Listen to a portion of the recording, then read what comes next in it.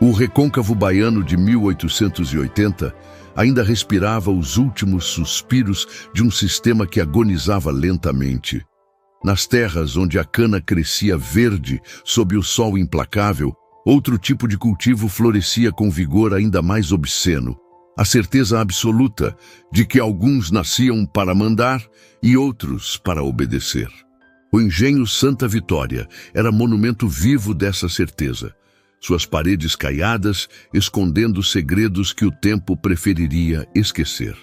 A Casa Grande se erguia imponente sobre uma colina suave, suas janelas largas vigiando os canaviais que se estendiam até onde a vista alcançava.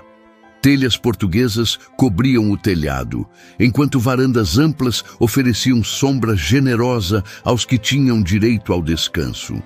As paredes grossas mantinham o interior fresco, mesmo nos dias mais quentes, e os móveis de jacarandá trazidos de Lisboa atestavam a riqueza da família Albuquerque. Cortinas de veludo vermelho filtravam a luz do sol, criando uma atmosfera de opulência discreta que escondia, como todo luxo construído sobre exploração, a violência que o sustentava.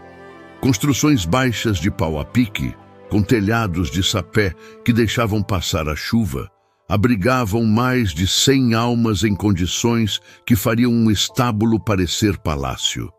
O chão era terra batida, sempre úmida, sempre fedendo a mofo e dejetos.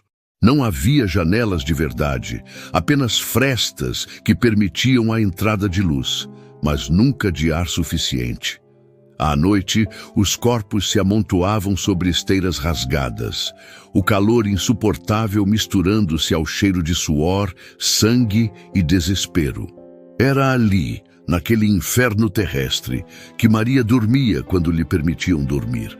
Quando caminhava com o olhar baixo pelos corredores da Casa Grande, as outras mucamas sussurravam. Algumas com inveja, outras com pena, todas com medo. Sabiam que beleza incomum em mulher escravizada era sentença, não presente. Maria tinha 23 anos naquele ano de 1880, mas seu rosto carregava marcas de quem vivera o dobro. Pele escura marcada por cicatrizes que formavam mapas de dor em suas costas, braços magros, acostumados ao trabalho desde antes do amanhecer até depois do anoitecer. Mãos calejadas que tremiam imperceptivelmente quando segurava as travessas de prata na Casa Grande. Mas eram seus olhos que contavam a verdadeira história. Não mais os olhos claros que chamavam atenção, mas o que havia dentro deles. Um vazio profundo, como se ela tivesse aprendido a separar a alma do corpo, mantendo alguma parte essencial de si mesma trancada num lugar onde os horrores não pudessem alcançar. Ela chegara ao Santa Vitória aos 16 anos, vendida após seu primeiro senhor em Salvador ter falecido sem deixar testamento. Na confusão da partilha de bens, porque era isso que ela era, bem a ser partilhado, Maria fora leiloada junto com 3 bois, uma carroça e um lote de ferramentas agrícolas. O senhor Rodrigo Albuquerque a comprara por bom preço, os olhos já avaliando não sua capacidade de trabalho, mas outras utilidades que ela poderia ter. A última lembrança que guardava era de braços escuros a segurando, de uma voz cantando baixinho em língua que ela não entendia, mas que a fazia sentir-se segura. Depois só houve vazio e sucessivos senhores, e a certeza crescente de que o mundo não guardava lugar para sonhos quando se nascia com a pele da cor errada. 50 anos bem vividos, bigode cuidadosamente aparado todas as manhãs, roupas sempre impecáveis, mesmo sob o calor sufocante do recôncavo. Ele se considerava senhor moderno, iluminado, benevolente. Não gostava de presenciar castigos físicos, achava vulgar, primitivo. Preferia que os feitores resolvessem essas questões longe de sua vista, para não perturbar suas refeições ou seu sono. Mas sua modernidade tinha limites bem definidos.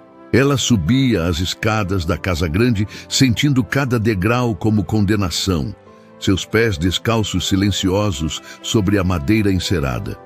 O quarto do senhor cheirava a tabaco caro e água de colônia francesa. As cortinas de veludo estavam sempre fechadas, criando penumbra mesmo nas noites de lua cheia. E ali, naquele espaço decorado com requinte europeu, Rodrigo exercia sobre ela o tipo de crueldade que não deixa marcas visíveis. Você está aqui, protegida, bem alimentada, e sorria, como se genuinamente acreditasse estar oferecendo algum tipo de favor. Como se o fato de não açoitá-la pessoalmente o tornasse menos monstro. Transformava-se em pedra, em madeira, em nada.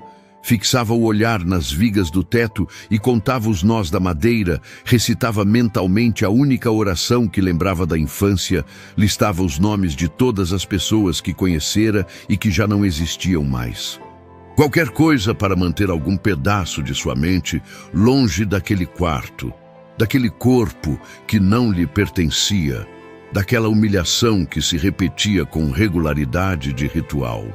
Homem alto, de ombros largos e mãos do tamanho de pás, ele era filho de portugueses pobres que emigraram para o Brasil carregando apenas raiva e vontade de subir na vida. No Santa Vitória, encontrara propósito, exercer sobre outros a violência que a vida exercera sobre ele. O chicote de couro cru pendurado eternamente em seu cinto era a extensão de seu braço, ferramenta que manejava com perícia assustadora. Vou te ensinar teu lugar, negra do demônio. E ensinava, com socos que a deixavam sem ar, com chutes que a faziam cuspir sangue na terra vermelha, com palavras que cortavam mais fundo que qualquer chicote. Ele parecia enxergar nos olhos claros dela algum tipo de desafio pessoal, como se aquela característica que ela não escolhera fosse insulto direcionado especificamente a ele. Na vila, cumprimentava senhoras com educação, frequentava a igreja aos domingos, vestia-se com certo cuidado, mas dentro dos limites do engenho, transformava-se. Tinha predileção particular por punições públicas, especialmente de mulheres. Fazia questão de reunir todos os cativos para assistirem, transformando o castigo em espetáculo degradante, que servia para reafirmar quem mandava e quem obedecia. 3 vezes fora arrastada pelos braços até o poste de madeira gasta no centro do terreiro, enquanto dezenas de olhos horrorizados assistiam impotentes. 3 vezes José Pinheiro rasgara pessoalmente a parte superior de sua roupa, expondo-a diante de todos antes de aplicar o chicote. Para que aprendam, dizia ele, a voz firme como se estivesse prestando serviço público, para que vejam o que acontece com quem desobedece. E o couro caía, abrindo a pele em linhas vermelhas que ardiam por dias, deixando cicatrizes que ela carregaria para sempre. As faltas que justificavam essas punições eram sempre insignificantes. Uma vez, fora açoitada por derramar água ao servir o jantar. Outra, por demorar demais para buscar lenha. A terceira, nem mesmo ela conseguia lembrar o motivo.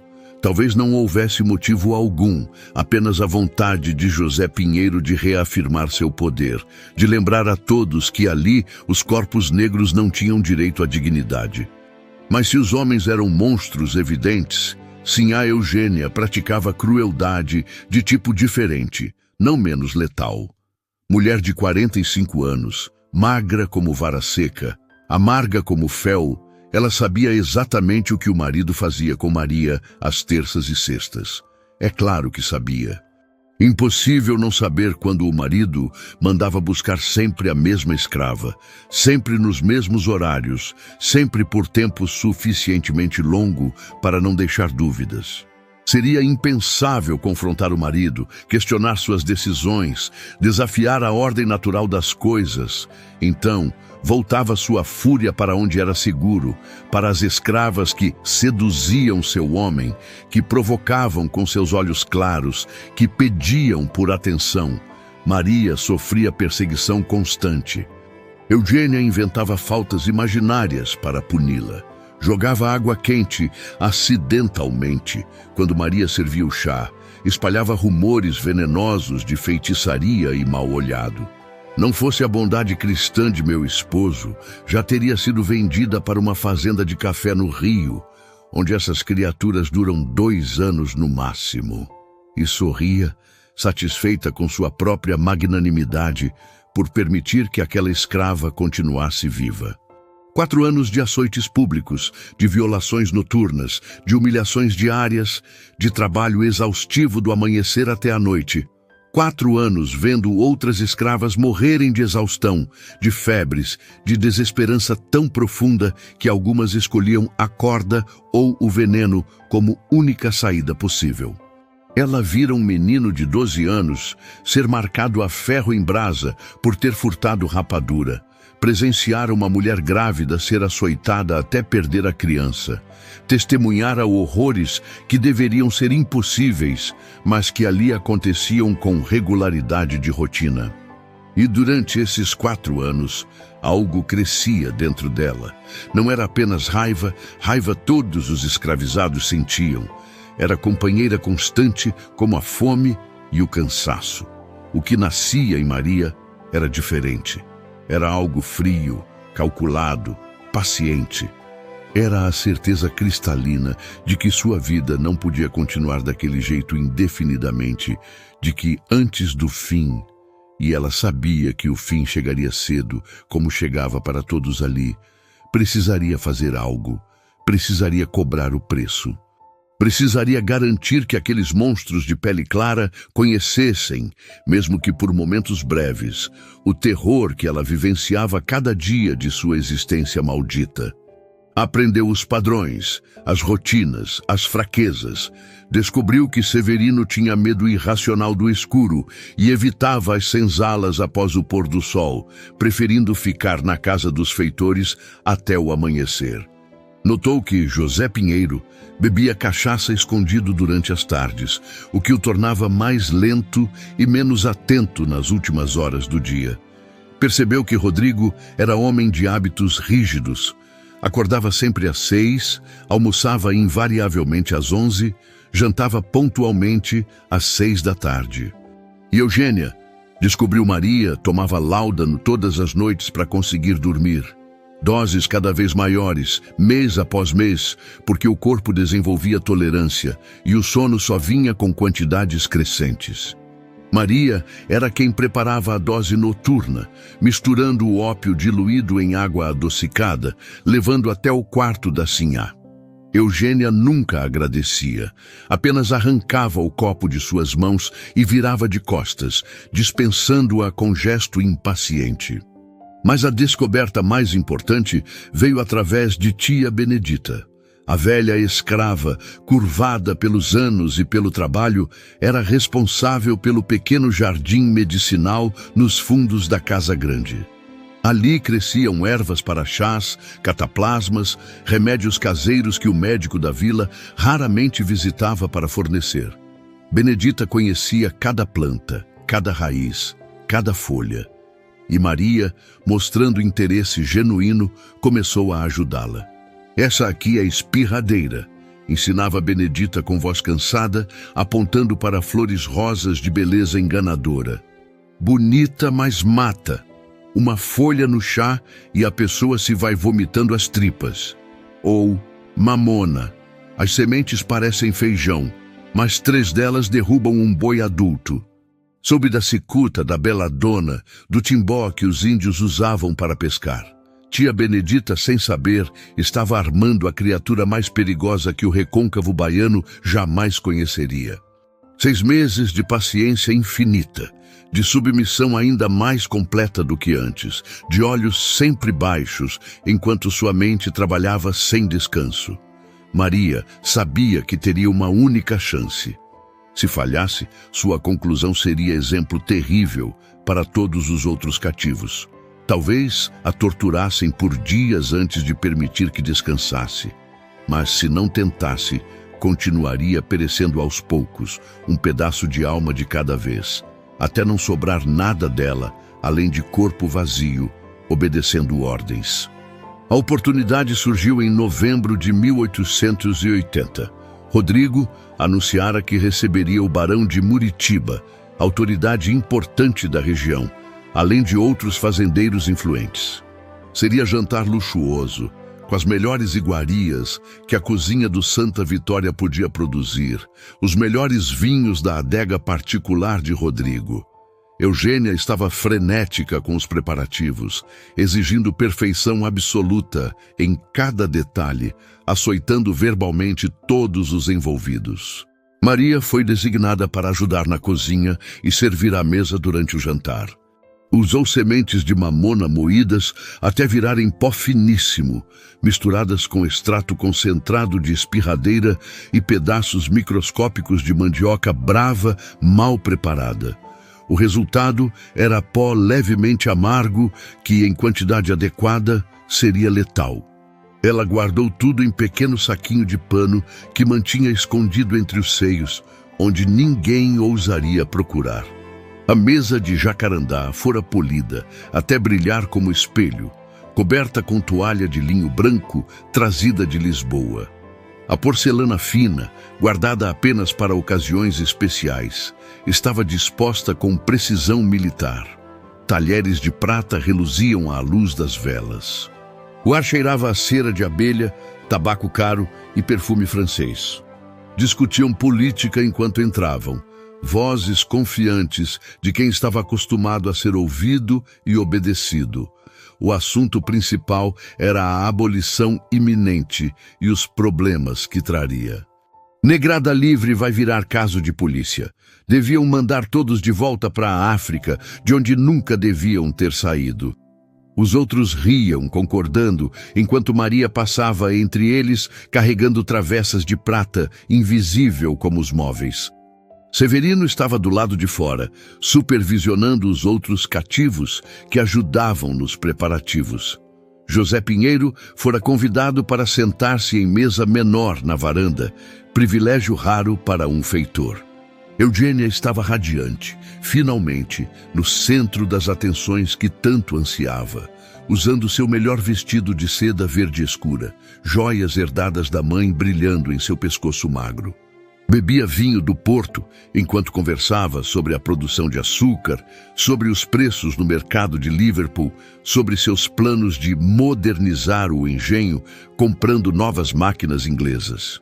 Ele gesticulava animadamente, o rosto corado pelo vinho e pelo calor, completamente alheio à tempestade que estava prestes a desabar sobre sua cabeça. Então, a carne de porco assada com farofa. A cada prato ela circulava pela mesa em silêncio absoluto, enchendo copos, retirando pratos vazios, trazendo novos. Ninguém olhava para ela. Por que olhariam? Era apenas mais uma escrava, parte do cenário, tão notável quanto a parede ou a cortina.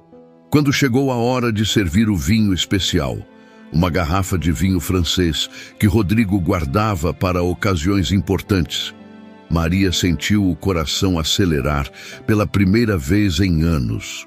Suas mãos, sempre tão firmes, tremiam imperceptivelmente enquanto segurava a garrafa cara. Ela se aproximou de Rodrigo primeiro, inclinou-se levemente para encher sua taça de cristal. E enquanto o líquido escuro escorria da garrafa, sua outra mão, escondida nas dobras de sua saia, despejou um pouco do pó mortal que carregava. Ela fez o mesmo com a taça do barão, misturando o veneno ao vinho, enquanto o homem discursava sobre a necessidade de manter ordem e disciplina após a abolição. Serviu o senhor da fazenda vizinha, um homem cruel, conhecido por ter mandado castrar 3 escravos que tentaram fugir. A cada taça, uma dose cuidadosamente calculada do pó que tia Benedita havia, sem saber, ensinado a preparar. Ele mal olhou para ela, apenas pegou o copo e bebeu em grandes goles, reclamando do calor. A água estava levemente turva, mas ele não notou ou não se importou. Para Eugênia, Maria preparou o láudano da noite com dose extra, não apenas do ópio, mas do veneno que traria o fim que a sinhá tanto merecia. Levou-o até o quarto dela antes de retornar para a sala de jantar, onde já estava servindo a sobremesa. E Severino, lá fora supervisionando os trabalhos, recebeu um pedaço generoso de bolo de mandioca. "O senhor trabalha tanto", disse Maria ao entregar o prato. "Guardei esse pedaço especialmente." Ele pegou sem agradecer, sem olhar para ela, e devorou o bolo em 3 garfadas. Um bolo preparado com a mandioca que tia Benedita havia separado como estragada demais para usar, mas que Maria guardara cuidadosamente. Por que suspeitariam? Ela era invisível, sem vontade própria, uma ferramenta, não uma pessoa. Exatamente o que eles sempre quiseram que ela fosse. "Deve ter sido algo que comi", murmurou, a voz levemente preocupada. Rodrigo pediu água, dizendo que a boca estava estranhamente seca. Outro convidado reclamou de tontura. Violentos, incontroláveis, jorrando sem aviso. O barão dobrou-se sobre a mesa, manchando a toalha branca de linho com tudo o que havia comido. Rodrigo caiu da cadeira, o corpo convulsionando no chão encerado, enquanto espuma escorria pelos cantos de sua boca. Os outros convidados gritavam, pedindo socorro, mas seus próprios corpos começavam a trair-lhes também. Água escorria de seus lábios, misturada a bile e sangue. Ele tentava gritar, mas apenas sons guturais saíam de sua garganta. Ele se arrastava pela terra, deixando rastro de vômito e sangue, tentando alcançar a casa grande, como se lá pudesse encontrar salvação. Ela se levantou da cama, cambaleou até a porta, tentou gritar por ajuda, mas sua voz saía fraca, abafada pela dor que explodia em suas entranhas como fogo líquido. Apenas observação clínica, como quem assiste a experimento científico. Ao redor dela, outros escravos corriam em pânico genuíno, buscando água, chamando pelo médico da vila, tentando ajudar os senhores que os torturavam diariamente. O veneno já corria no sangue deles, destruindo órgãos de dentro para fora. Não havia antídoto, não havia salvação, apenas sofrimento, apenas justiça. Sangue escorria de seus ouvidos, de seus olhos, de sua boca. Ele tentou falar várias vezes, talvez pedir perdão, talvez pedir ajuda, mas apenas sons inarticulados saíam de sua garganta. No final, seus olhos vidrados fixaram-se no teto, vendo absolutamente nada, e ficaram assim. José Pinheiro durou até a madrugada. Sua agonia foi testemunhada por todos os escravos, forçados a observar pela nova autoridade que assumira o comando provisório do engenho. Ele se foi pedindo água com voz rouca, a pele amarelada como cera velha, o corpo desidratado pelas hemorragias internas que não paravam. Seus últimos momentos foram de terror absoluto, sabendo que estava indo, mas sem entender por quê, sem conseguir aceitar que seu poder havia terminado. Severino conseguiu se arrastar até os fundos do engenho antes de sucumbir ao amanhecer. Morreu sozinho, longe de todos, onde havia tentado escapar da dor que o consumia. Seu corpo foi encontrado horas depois pelos outros feitores, já rígido. Os dedos cravados na terra vermelha, como se tivesse tentado se enterrar vivo para fugir do sofrimento. Ela delirava em seu quarto, gritando sobre demônios de olhos claros que vinham buscá-la, sobre serpentes rastejando pelas paredes, sobre fogo que queimava suas entranhas. Chamava pelo marido que já não existia mais. Implorava perdão a um Deus que parecia surdo. No terceiro dia, finalmente silenciou. O barão de Muritiba e alguns outros convidados sobreviveram, mas ficaram doentes por semanas. Alguns desenvolveram problemas permanentes nos rins, no fígado. Carregariam as consequências daquele jantar pelo resto de suas vidas, lembrança constante de que até mesmo os poderosos podem ser derrubados. A investigação começou imediatamente. Os novos administradores provisórios do engenho, enviados pela justiça, eram homens práticos que entendiam apenas uma coisa: alguém havia envenenado os senhores, e esse alguém pagaria. Torturaram os escravos da cozinha metodicamente. Queimaram pés com ferro em brasa, arrancaram unhas uma a uma, esfolaram costas com chicotes novos. Um por um, quebraram aquelas pessoas até que alguém se lembrasse de ter visto Maria perto das garrafas de vinho. Como preparara o bolo de Severino, como sempre levava o láudano para a sinhá Eugênia. As peças do quebra-cabeça se juntaram lentamente, mas inevitavelmente. Quando vieram buscá-la, estava sentada na senzala, as mãos descansando tranquilamente no colo. Quando a amarraram, seus olhos claros finalmente se ergueram e encontraram os olhos dos homens brancos que a prendiam. E naquele olhar, pela primeira vez em suas vidas, aqueles homens viram não uma escrava submissa, mas uma mulher que os encarava como igual. Uma mulher que havia cobrado seu preço. Sua voz era clara, firme, sem traço de arrependimento. Eu acabei com todos eles, e se tivesse mais veneno, acabaria com vocês também. Alguns dos homens recuaram instintivamente diante daquela confissão calma, daqueles olhos que não pediam perdão nem mostravam medo. Ninguém queria ouvir sobre os anos de abuso, sobre os açoites públicos, sobre as violações noturnas, sobre a humilhação constante. Quando o advogado nomeado pelo tribunal tentou mencionar os maus-tratos, foi interrompido pelo juiz. Irrelevante, declarou o magistrado, batendo o martelo. O que está em julgamento é o assassinato de um senhor por sua escrava. Nada mais importa. Se uma escrava podia se vingar impunemente de seu senhor, o que impediria que outras fizessem o mesmo? Era necessário fazer exemplo, restaurar a ordem, lembrar a todos qual era o lugar de cada um. A sentença seria cumprida publicamente, um espetáculo para todos os cativos da região aprenderem a lição. Senhores de engenho vieram de propriedades distantes, alguns viajando dias inteiros, apenas para testemunhar a punição da escrava que ousara desafiar a ordem natural das coisas. Traziam suas famílias, como se fosse festa ou celebração. Mulheres brancas abriam sombrinhas de renda para se proteger do sol forte. Homens fumavam charutos caros, crianças corriam entre as pernas dos adultos, excitadas com o evento incomum. Era parte da punição, ou da lição, como os brancos preferiam chamar. Todos os cativos da região precisavam ver, precisavam entender o que acontecia com quem se rebelava. Eles foram posicionados na frente, forçados a ter visão clara do patíbulo de madeira que se erguia no centro da praça como monumento à crueldade.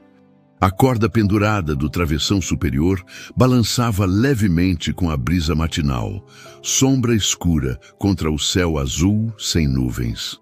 Era manhã bonita, daquelas que fazem as pessoas agradecerem por estar vivas. Ironia cruel para o que estava prestes a acontecer. Seus pés descalços tocavam as pedras irregulares da rua com a mesma firmeza de sempre. Ela usava o mesmo vestido rasgado e sujo que vestia quando foi presa, mas caminhava ereta, a cabeça erguida de forma que nenhum dos presentes jamais havia visto em pessoa escravizada. Os guardas ao seu lado pareciam quase desconfortáveis, como se a dignidade dela os fizesse questionar o que estavam prestes a fazer. Era o que sempre acontecia nessas situações. O condenado se ajoelhava, pedia clemência, prometia ser obediente se lhe dessem mais uma chance. Era parte do ritual, a última humilhação antes do fim. Quando chegou ao topo, virou-se para encarar a multidão. Seus olhos verdes claros percorreram os rostos brancos, satisfeitos, ansiosos pelo espetáculo.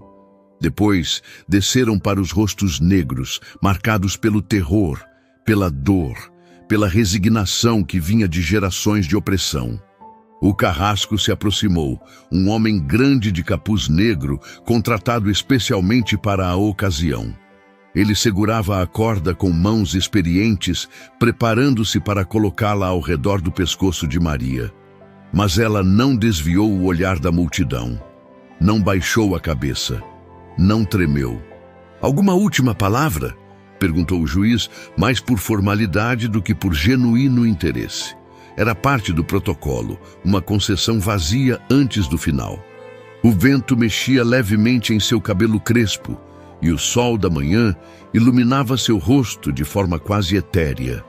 Então, sua voz ecoou clara pela praça silenciosa. Mas não podem matar o que eu provei, que mesmo a mais quebrada de nós pode escolher, pode decidir, pode cobrar o preço. Alguns dos senhores presentes mexeram-se desconfortáveis em seus lugares. Aquilo não era o que esperavam. Escravos não falavam assim. Não deveriam ter essa clareza, essa certeza. Cada um de vocês que levanta o chicote, que toma o que não lhe é oferecido, que trata a gente como se fosse animal, saibam que podem ser próximos. Podem achar que são poderosos, mas poder construído sobre sofrimento sempre encontra resposta. Aquilo já estava durando demais, e as palavras de Maria começavam a semear algo perigoso nos olhos dos escravos que assistiam. Era hora de terminar. Manteve a cabeça erguida, forçando o homem a trabalhar mais para posicionar o nó corretamente. Quando ele finalmente terminou e recuou, Maria voltou seu olhar para o horizonte, para além da multidão, para além da vila, para além de tudo aquilo. Alguns que estavam presentes jurariam depois que naquele momento final ela sorriu. Não um sorriso de felicidade, mas de satisfação, como quem completou tarefa difícil e pode finalmente descansar. Outros diriam que ouviram ela cantarolar algo baixinho, melodia em língua africana que ninguém conseguiu identificar. Talvez fosse a mesma canção que sua mãe lhe cantara quando criança, finalmente lembrada no último instante.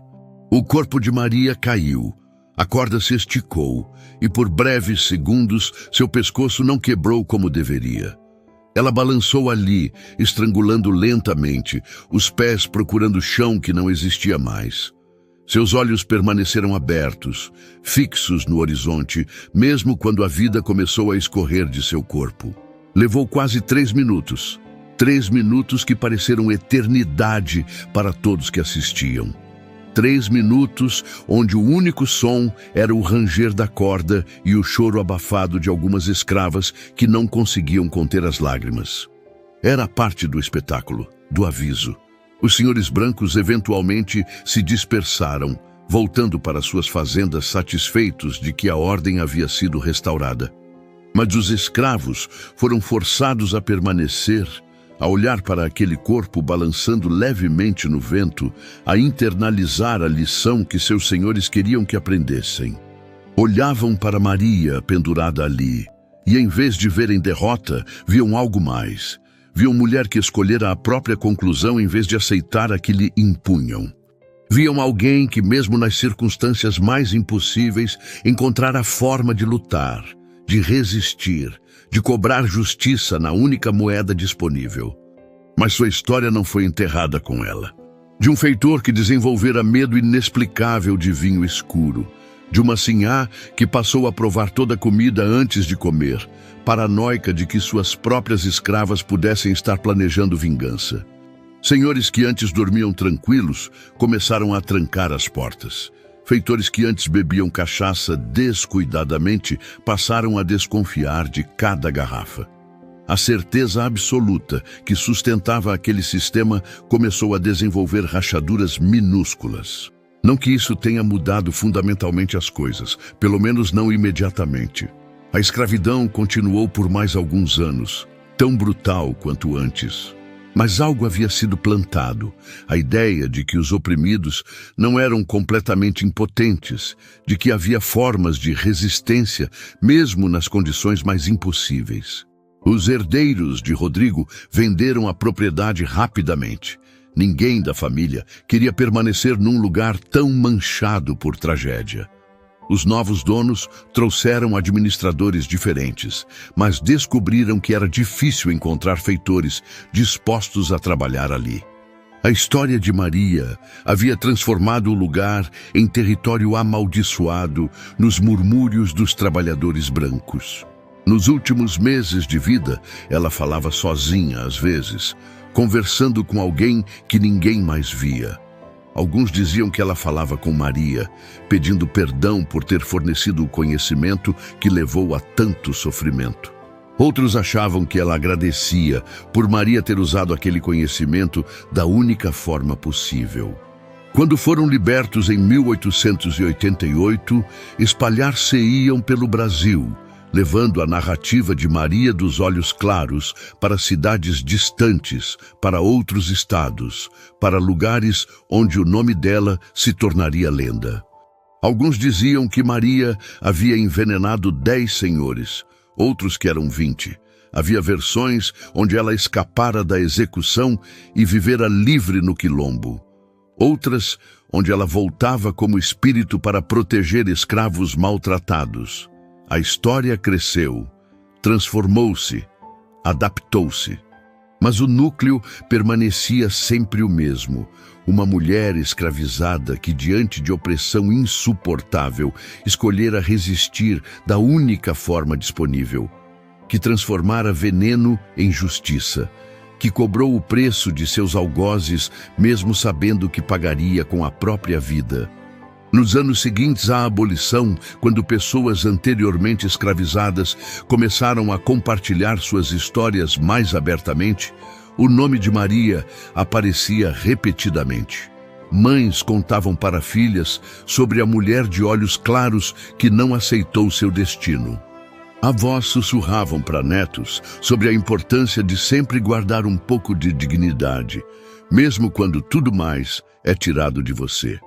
Não era exatamente celebração, mas também não era apenas luto.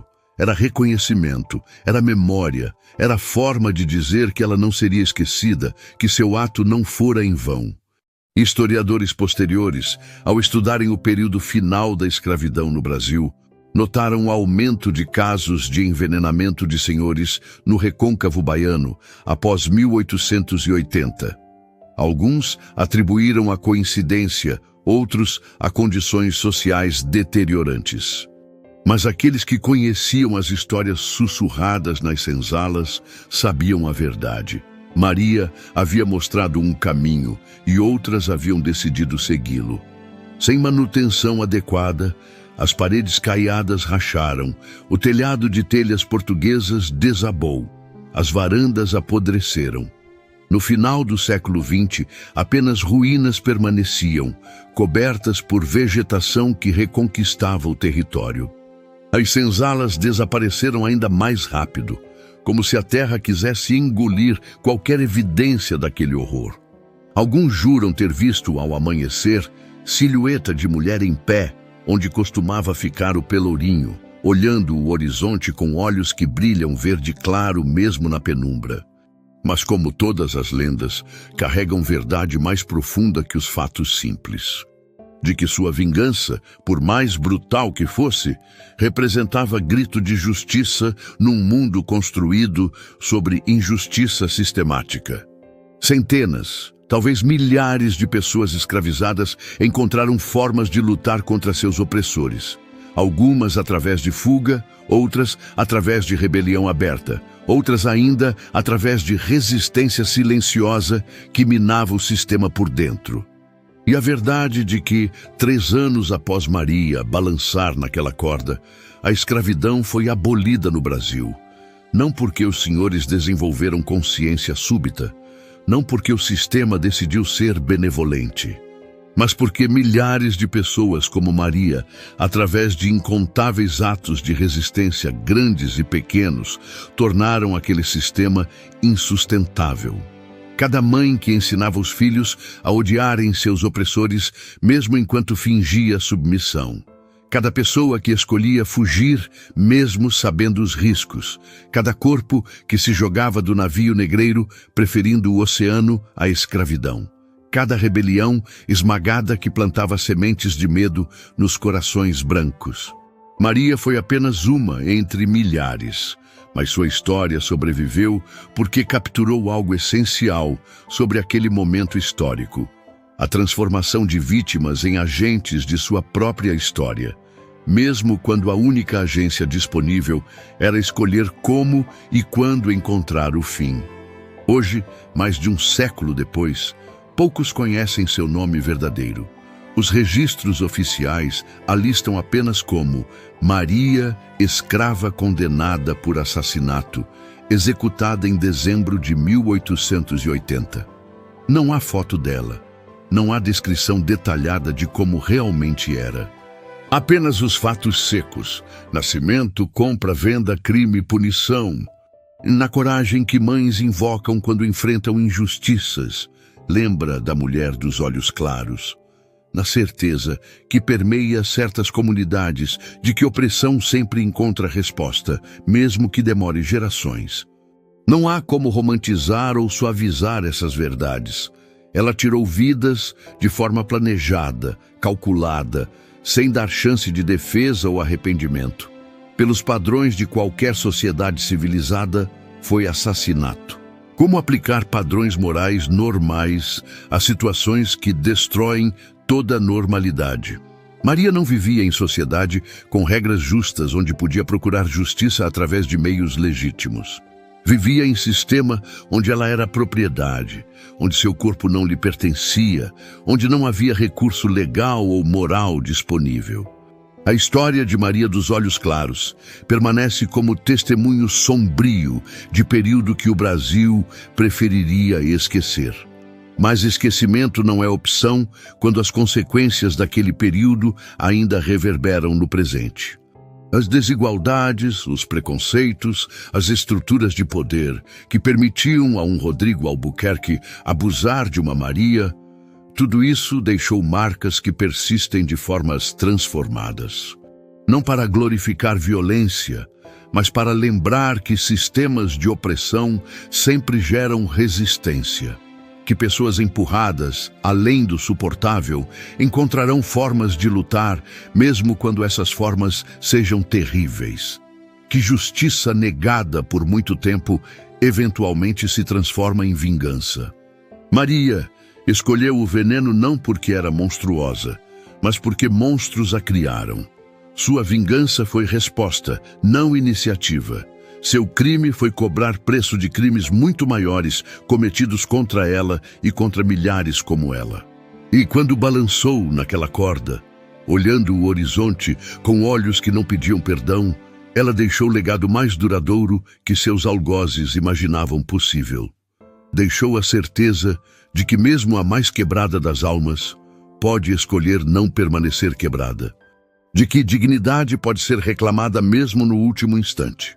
De que toda injustiça, cedo ou tarde, encontra sua resposta. Apenas mulher que, forçada a escolher entre aceitar o inaceitável ou lutar da única forma disponível, escolheu lutar. E 3 anos depois de sua execução, quando a Lei Áurea finalmente aboliu a escravidão no Brasil, talvez ela tenha sido uma entre as milhares de vozes silenciadas que tornaram aquela abolição inevitável.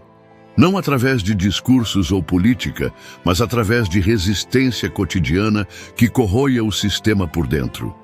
E enquanto houver injustiça no mundo, histórias como a dela continuarão sendo contadas, não como glorificação da violência, mas como lembrança de que opressão sempre encontra resistência e que toda ação gera reação. Escravizada, abusada, humilhada, mas nunca completamente quebrada. E quando finalmente quebraram seu corpo, descobriram que ela havia quebrado algo muito maior. A ilusão de que poder baseado em brutalidade é poder verdadeiro ou